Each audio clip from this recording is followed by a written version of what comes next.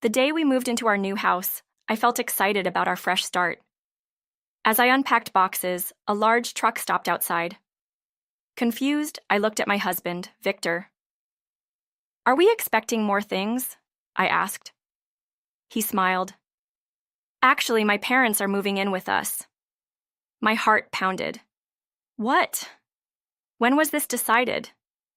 His parents stepped out, grinning. "If you don't agree, you're not a good daughter-in-law," they warned. I felt sick. Was this really happening? I had dreamed of a happy home, but now I felt trapped. Was my marriage already falling apart? Victor looked surprised by my reaction, but I couldn't believe what was happening. We had been married for 5 years, had a 4-year-old son, and suddenly I had to share my home with his parents. I had quit my job to care for our son, but now I was working again. I wanted my independence, but this ruined everything. "This isn't fair," I whispered. Victor shrugged. "They've helped us a lot." How could he be so blind? His parents were controlling, and I knew this was just the beginning. They wouldn't stop at just living with us. Victor's parents had always interfered in our lives. During our wedding, they forced us to have a big ceremony, even though I wanted a small one. When I was in labor, my mother-in-law complained she was bored instead of supporting me. After our son was born, they threw a loud party while I was exhausted. They had never respected me before. Why would they start now? I had put up with them for years, but now they were moving into my house. "This will be a happy family," my father-in-law said. But I wasn't happy at all. I tried to speak up. "This house was meant for our small family," I said. My mother-in-law clapped her hands. "Perfect. We'll take the upstairs rooms." My stomach dropped. "No, those rooms are for storage." Victor cut in. "It's just for now." But I knew better. His parents never left once they got comfortable. They started suggesting changes. "A guest room would be nice," his mother said. "Lower the sink, it's too high for me," his father added. It was clear they were making this their home, and Victor, instead of stopping them, acted like it was normal. Victor had always been easygoing. At first, I found it charming, but now it felt like betrayal. "They're just trying to help," he said when I protested. "Why are you making a big deal?" I stared at him. "Because it's our house, not theirs." But my words didn't matter. His parents kept pushing. "The kitchen should be bigger," they suggested. "Change the wall color, it's too dull." My dream home was slipping away. I wasn't just losing my house, I was losing control of my life. And the worst part? My own husband was letting it happen. Things got worse. Victor's father started ordering me around. "You should listen to your elders," he scolded. His mother sighed. "We're doing this for your own good." I clenched my fists. How was taking over my house good for me? I turned to Victor for support, but he just stood there, silent. That night, I lay awake, realizing something painful. If I stayed quiet, they would take everything from me. If I spoke up, Victor would side with them. Either way, I was trapped. But I knew one thing for sure. I had to find a way out. One evening, I confronted Victor.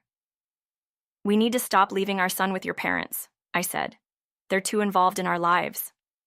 His face darkened. "They help us. What's the problem?" "The problem," I said, "is that they act like they own our house. Are they moving in forever?" His reaction shocked me. "If you keep nagging, we might as well divorce." My breath caught. Divorce? Over this? My hands trembled. Was he really willing to throw away our marriage just to please his parents? My heart broke, but at that moment, I knew I needed a plan. I hoped he was just angry, but the next day, he handed me divorce papers. "Is this a joke?" I asked. He shrugged. "You complain too much." My blood ran cold. I had sacrificed so much for this family, and he was ready to throw me away like I meant nothing. His parents, watching from the corner, smirked. "She'll learn to listen," his father muttered. I swallowed my rage.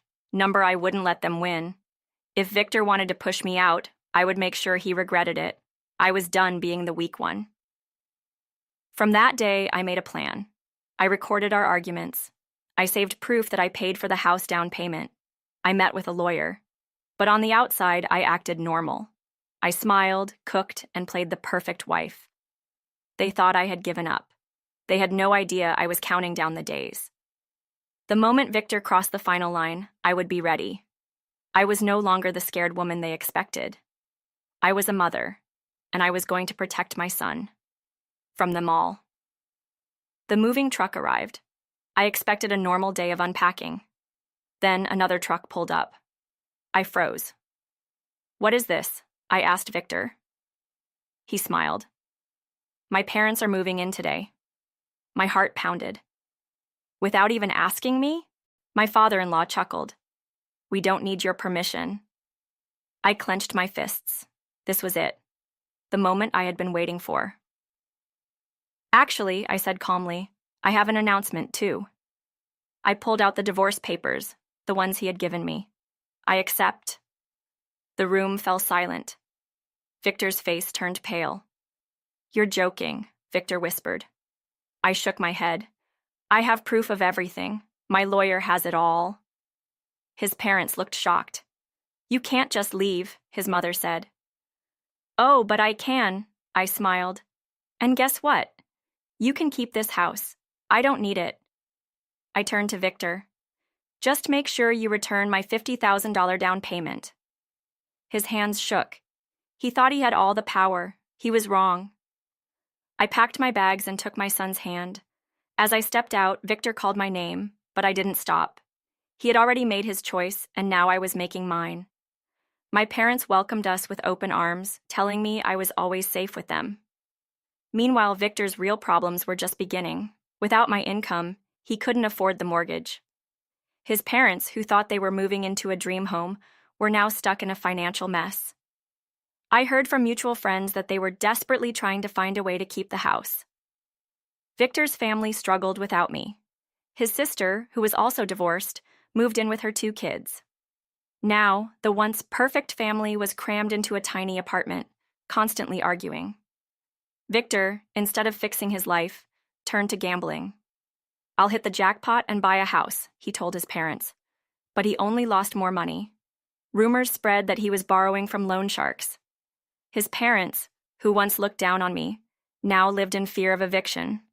But their problems were no longer mine. I had escaped, and I was never looking back. I found a small but cozy apartment near my job. It wasn't fancy, but it was peaceful. My parents helped care for my son, and for the first time in years, I felt safe. No in-laws controlling my every move, no husband making excuses for them. I could finally make my own choices. At work, I threw myself into my job, determined to build a better future for my son. Slowly, life became joyful again. My son laughed more, and I smiled more. I had lost a house, but I had gained something even better: freedom. As months passed, I saved money and started making plans.